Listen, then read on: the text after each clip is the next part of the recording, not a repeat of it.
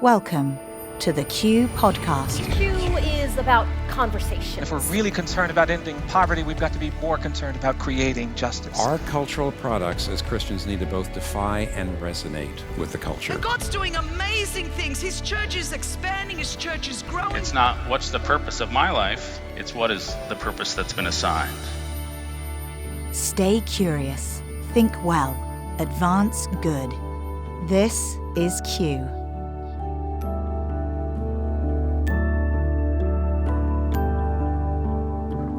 Welcome to another edition of the Q Ideas podcast. And I know for many of you who listen to this podcast regularly, you're leaders, you're business owners, you're college presidents, you're humanitarian organization leaders, you're entrepreneurs who've created your own businesses. And so one of the things we all have in common is the idea of hiring. And how do we think about that? And I know for Q Ideas, you might think, well, we talk about a lot of cultural issues, but we don't always talk about some of these practical things. And so we wanted to have an episode dedicated to just being practically helpful and having an expert who this is his world as a recruiter, as somebody who has built an entire organization around finding great talent that would benefit all of us to just take a few minutes and assess, how are we doing in this category? How are we doing in the talent around us? It's so important that the people that we are surrounding ourselves with are the best people for these jobs. And we've all seen the books, Jim Collins, Good to Great, Getting the Right People in the Right Seat on the Bus. There's so many different books that many of you for sure have read that have helped you think about talent acquisition and what does it look like to create a wonderful team. But today we wanted you to hear from someone who really understands this dynamic well, and I think can give us some really practical ways to think about that as we head into the fall and what it might look like as you look at those new opportunities where you're growing or you've had somebody leave and you need to replace. Maybe this will just be what you needed to hear as you think about how you're going to make that next choice. So William Vanderbloemen, he was a pastor for 15 years, but now he's the CEO and founder of Vanderbloemen, an executive search firm. He has staffed over 2,500 different positions, okay? So that's the experience that you're going to hear from. He's the author of the book, Culture Wins, The Roadmap to an Irresistible Workplace. And I think all of us want that, right? We want that irresistible workplace that nobody wants to leave, that everybody wants to be a part of. And so you're going to get to hear from him. He created this breakout for us at our most recent Culture Summit, where he laid out these principles about how do we think well about hiring. And let's listen in now.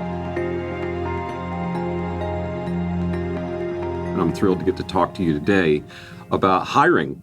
That's kind of what we do all day, every day. Faith-based teams hire us to help them find their key staff. And it gives us kind of a weird seat in the world where we've actually done 25,000 face-to-face interviews with people who are doing jobs that are just on soft skills. That's kind of weird. 10,000 reps is a big thing. The 25,000, we've started to learn. We started to ask the question, like, of the 25,000 interviews we've done with people for sort of senior leadership positions, do the top 1% of those interviews, the 250 best we've ever done, do they have anything in common? So we set out on a research project because we like to get nerdy with things, and we've identified some really cool traits, and the work of that project will be out in the fall, but I thought I'd give you a sneak preview. And so today, I want to talk to you about how hiring for things that are not on a resume. I don't know if you've ever sat down with somebody and within about 5 minutes, you're like, this person's a winner. I don't know if they fit on my team or not, but they are a winner. Well, there are keys you can look for. And frankly, if you're out there and you're thinking, how do I get ahead in the world? Develop these qualities and you will be in the top 1%. So it's an amazing research project. I'm super excited to see it come out in the fall, but want to share 2 of those traits with you today. Now, I know the title of this is 3 things to look for that are not on the resume. The first one I want to talk about is looking for people that are a match for your culture. Your team has a culture. And and this is a summit all about it. You've probably heard more about culture than I've ever learned. But I wonder, do you hire people for your team based on whether they fit your cultural values? You say, well, yes, of course we do. Well, can you tell me your cultural values? Can you tell me if you've got a culture code? Many people do now. The conversation's been a robust one for the last 5 or 6 years, and it's become a bit of a buzzword. We've been studying it for a long time, and we didn't just study it because we study things and go down rabbit holes. We do that, but we had a reason. Several years ago, when we were a much smaller company, we started winning awards for best places to work.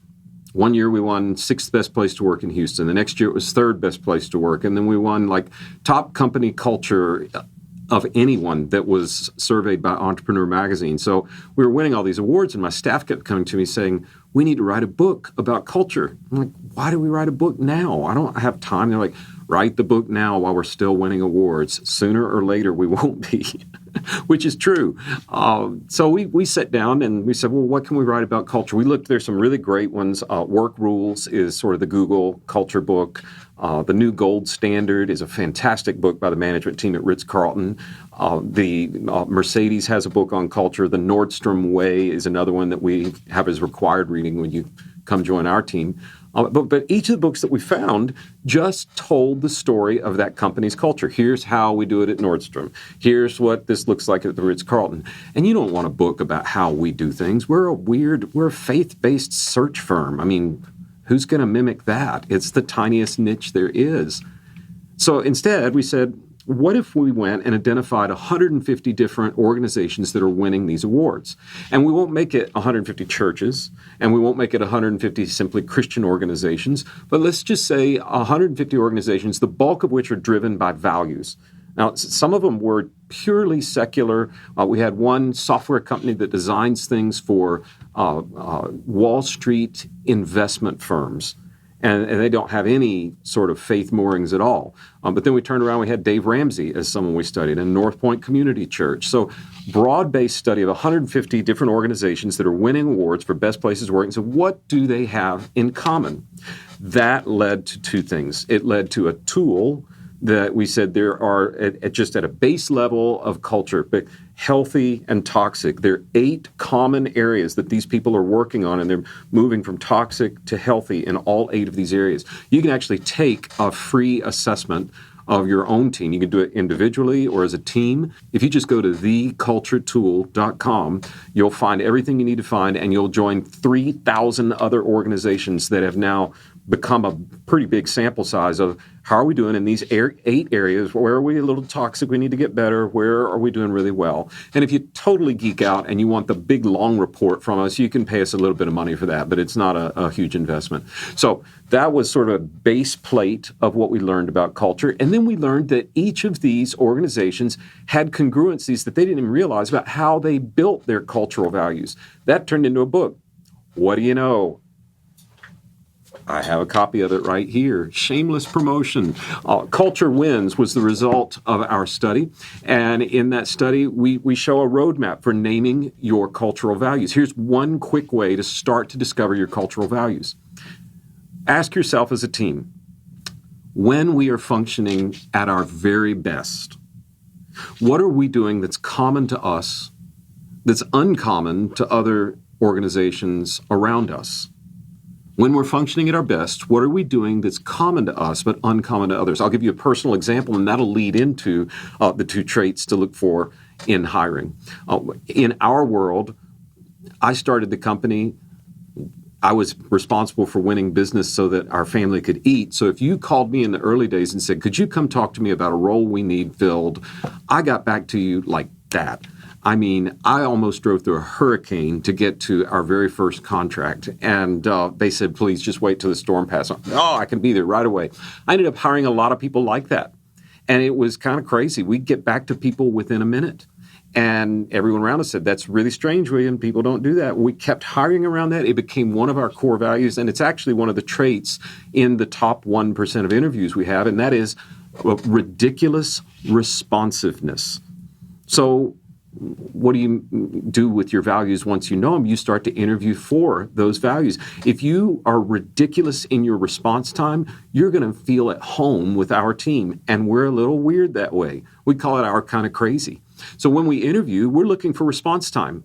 That's not on a resume. How quickly do you get back to me? If you get a weirdo text after visiting our office for an interview, do you respond to it? Do you respond to it quickly? It's not... there is an unhealthy version of ridiculous responsiveness. But can you show us in the interview, without your resume and without you even knowing we're interviewing for it, that you have the same kind of crazy that we do? Do you match our cultural values. That's hint number one in working through interviewing without looking at a resume. Now, why would you want to interview without looking at a resume? You need to look at resumes, but the truth is, there's an old country song that says, "I look so much better online." Isn't that true? Everyone can look good on paper now. Everyone's resume looks amazing. So looking underneath for a cultural fit or these 14 values that we found in the top 1% of candidates, that's where things are. And I'd say we can go to that responsiveness, the people who are fast, the people who get back to you quickly. That's an amazing quality that you need to be on the lookout for. We use a tool, many of you probably do, where people fill out a form if they'd like to learn more about our work or have someone contact them. It's called inbound marketing. Lots of folks do this. And so we used to just say, if somebody writes in, we need to get back to them within a minute. It was just OCD crazy. Get back to them in a minute. Well, a study came out not too long ago. It was of several thousand companies that use inbound marketing and pay serious money to have software that does this. And the question was, how likely are you to get back in touch with somebody? How likely are they to take your call based on how quickly you get back to them? Because that's the point of filling out a form, is that you get a conversation, right? So the question was, if you get back to them in this amount of time, what's the likelihood that you'll get a phone call? And if you wait, how does the response time affect your ability to have that call? So if you get back to people in 60 seconds was the first time they looked at, which had just kind of intuitively been hours, you are 98% likely to get a phone call with the person who wrote in if you get back to them in a minute. If you go to 20 minutes, it drops to about 60%. If you wait 24 hours, it's less than 1%. Guess what the average response time of all those companies that are using inbound software and are living by it? Average response time for those who actually take the survey? 42 hours. They're literally throwing money away. They have a less than 1% chance because they're waiting so long to respond. And we looked at that and looked at the candidates that we have. It happens to be one of our cultural values as well. But we said, the responsive are the ones who win. And in a world that's becoming more and more controlled and dominated by artificial intelligence, jobs are going to be replaced by machines. This is not some bold prediction. It is reality, and it's happening. Your ability to be a human response within a minute, not an automated, "oh, we're so glad blank wrote in." No, a real human response within a minute, that is magic. And if you are interviewing for people for your team, you'd be wise to look for responsiveness. Now, granted, some parts of your team need to be more responsive than others. Our CFO does not have to get back to people within a minute, but our marketing people, our sales people, our client relations people, the people who execute searches, they need to be back with people within 1 minute. How do you interview for that? You do precisely what I just mentioned. Text somebody after the interview. See if they respond. They might respond back and say, "I can't get to you right now because I'm playing with my kids and I'm sorry." Well, that's fine. But how quickly do people respond to you, or even someone they don't know from your team? We've done it all the time when we interview for our own staff. It's probably bordering on entrapment, but it really surfaces up this rare quality, which in some positions in your organization will be crucial to your success. It's just the easiest path to success there is. Just get back to people right away. The other quality I want to share with you that is among the 1% is what we call insatiable curiosity. And it's called a lot of different things. We have a value similar to it, but it's like people who are willing to stretch. Our cultural value is ever increasing agility. And it goes back to years ago when I started to slow down my already slow running pace because I was getting a little older and I had to build some stretching into my routine. And I was bending over stretching, probably sweating more while I was trying to stretch than I ever did on the run. And my youngest, who at the time was, however old this tall is, came in and really young. She looks at me trying to touch my toes. She sees me not able to do it. And she just ties herself in a human pretzel as only like a toddler can do. And she stood up, and then she looked at me up and down, just dying, and she laughed out loud, and she left the room. Oh, and it just dawned on me right then and there. It's like, William, every day you're alive, you get less flexible. Toddlers can tie themselves in a knot. 40-somethings can't even touch their toes. You know it's true? Every day your team is alive, it gets less flexible. Every day a candidate is alive, they get less flexible. So start asking questions to see if they're learners. They're going to be in the top 1%. I interviewed a woman for a chief marketing officer search that we were doing, and it was during the pandemic. And I said, so what new hobbies do you have? Which is a great question to ask to measure for curiosity or agility. She said, well, my daughter and I, we were going to go to France for her spring break, and obviously we're not going. I said, so what are you doing? She said, we decided we're going to take French. And if this thing lasts a year or two, we might know French when we finally get to go back. I thought, who takes on a new language for no good reason at that age? The curious, the 1%. So when you're interviewing, don't just look at the resume. Resumes are important. We look at them all the time. But measure a person's ability to match your cultural values. If you don't have them, start to get them framed up. Buy the book, Culture Wins.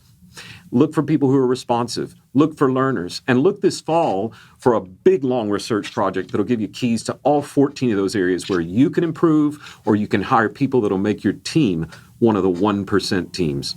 Build a culture that wins. It'll change your organization. When your team isn't whole, it disrupts your mission. We have staffed over 2,500 missions of faith. Build your best team through our customized executive search. Go to vanderbloemen.com/get-started to talk with our team today.